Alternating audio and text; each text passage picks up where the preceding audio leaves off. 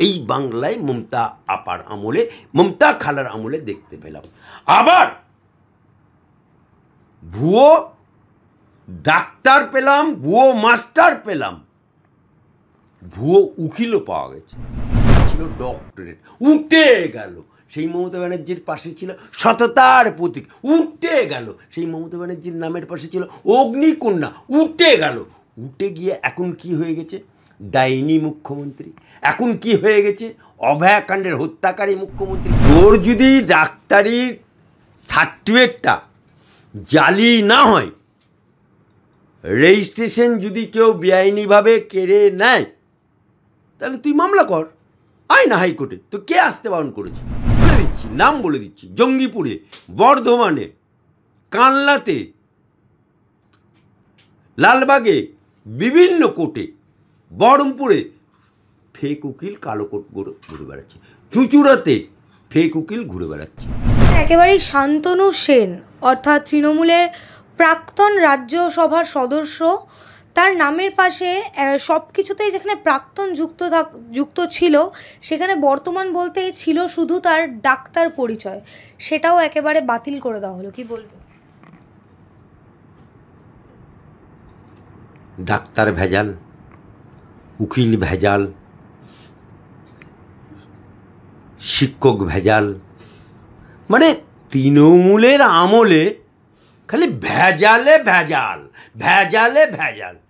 এই ডাক্তার শান্তনু সেন, তিনি রাজ্যসভার সাংসদ হয়েছিলেন।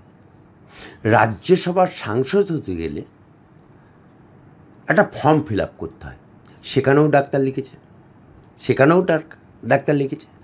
এবং তাহলে ডাক্তার যেখানে নির্বাচন কমিশনের কাছে হলফনামা দিয়েছে, সেখানে ভুয়ো, সেখানে ভুয়ো। এই শান্তনু সেন তৃণমূলের হয়ে ব্যাটিং করত। এই শান্তনু সেন মেডিকেল কাউন্সিল তার দায়িত্বে ছিল। এই শান্তনু সেন একবার কাউন্সিলরও ছিল। এই শান্তনু সেন মমতা বুবুর, মমতা খালার, মমতা খাল আপার কাছের লোক ছিল, এবং প্রবক্তা হিসেবেও উনি অনেক সময় রাজ্যসভাতে, দিল্লির রাজ্যসভাতে, উচ্চকক্ষেতে এবং আমার বাংলার বুকে তৃণমূলের হয়ে অনেক ব্যাটিং করেছে।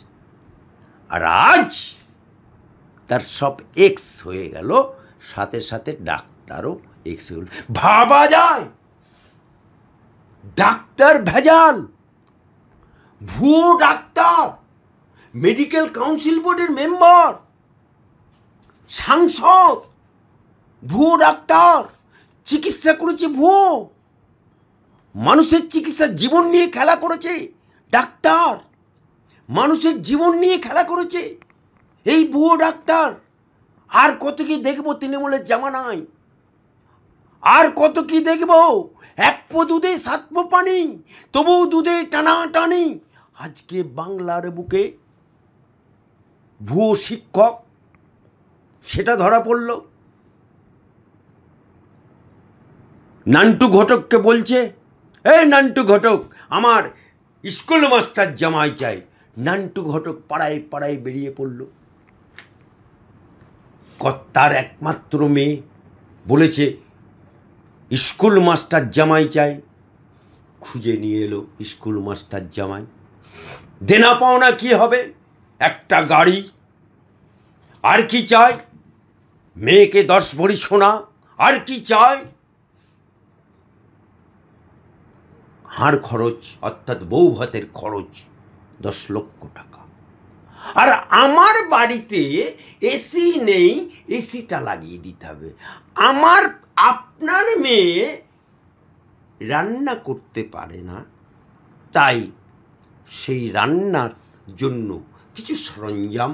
আপনার মেয়ে শোবে, তার জন্য খাট। আপনার মেয়ে শোবে, তার জন্য স্পঞ্জের গদি। আপনার মেয়ে শোবে, তার জন্য 2টো বালিশ, একটা পাশ বালিশ। পাওনা নিল, মেয়ের বাপ খুশি খুশি করে দিয়ে দিল। আমার একমাত্র জামাই স্কুল মাস্টার। কিসের মাস্টার গো তোমার জামাই? আমার জামাই জীবন বিজ্ঞানের মাস্টার। আর আজ যখন চাকরি চলে গেল, তখন নান্টু ঘটক বলছে, ডেকে পাঠা, যাই নান্টু ঘটক, তুই কেমন জামাই দেখিয়ে দিলি? বলে আমি কি করব, তুমি সরকারি স্কুল মাস্টার জামাই চেয়েছিলে, আমি দেখে দিয়েছি, আমার কি দোষ? এখন সে ভুয়ো বেরিয়েছে, তো কী করব? তাহলে ভুয়ো মাস্টার এই বাংলায় মমতা আপার আমলে, মমতা খালার আমলে দেখতে পেলাম। আবার ভুয়ো ডাক্তার পেলাম, ভুয়ো মাস্টার পেলাম, ভুয়ো উকিলও পাওয়া গেছে, ভুয়ো উকিলও পাওয়া গেছে। আবার গ্রামগঞ্জে দেখুন, তৃণমূলের দয়াতে হাতুড়ে ডাক্তারও আছে ভুয়ো।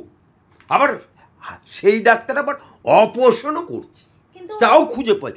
আজকে তৃণমূলের জামানায় ফেলো করি মাখো তেল, তুমি কি আমার পর? টাকা দিলে ভুয়ো মাস্টার হওয়া যায়। আজকে মমতা ব্যানার্জির আলালের ঘরে দুলাল, ভুয়ো 7 লক্ষ ভোটে জেতা, সে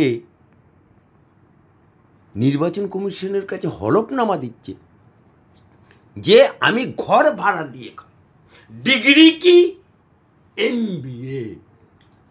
পরে খোঁজ নিয়ে দেখা যাচ্ছে MBA ডিগ্রিটা যে ইউনিভার্সিটি থেকে নিয়েছে, সে ইউনিভার্সিটিটাই নেই। ভাবা যায়? তাহলে তাদের সেকেন্ড ইন কমান্ড তৃণমূলের, তার MBA ডিগ্রিটাই ভুয়ো। আবার মমতা ব্যানার্জি, যিনি তৃণমূলের কর্ণধার, তৃণমূলের জন্মদাতা, তৃণমূলের সৃষ্টিকারী, সেই মমতা ব্যানার্জি নামের পাশে ছিল ডক্টরেট, উঠে গেল। সেই মমতা ব্যানার্জির পাশে ছিল সততার প্রতীক, উঠে গেল। সেই মমতা ব্যানার্জির নামের পাশে ছিল অগ্নিকন্যা, উঠে গেল। উঠে গিয়ে এখন কি হয়ে গেছে? ডাইনি মুখ্যমন্ত্রী। এখন কি হয়ে গেছে? অভয়াকাণ্ডের হত্যাকারী মুখ্যমন্ত্রী। এখন কি হয়ে গেছে? তামান্না হত্যাকারী মুখ্যমন্ত্রী। এখন কি হয়ে গেছে? শান্তনু ডাক্তার, সেও ভুয়ো, মমতা ব্যানার্জির দয়ায় সাংসদ হয়েছে।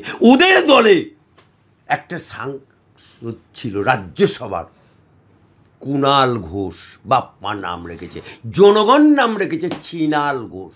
সেই ছিনাল ঘোষও নন-নেমেটিক সাংবাদিক, নন-নেমেটিক সাংবাদিক।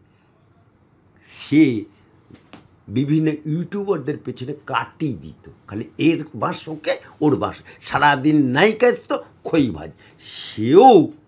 সেও বলেছিল মমতা চোর, সেও বলেছিল যে সাওদানাদার টাকা কালীঘাটে আছে।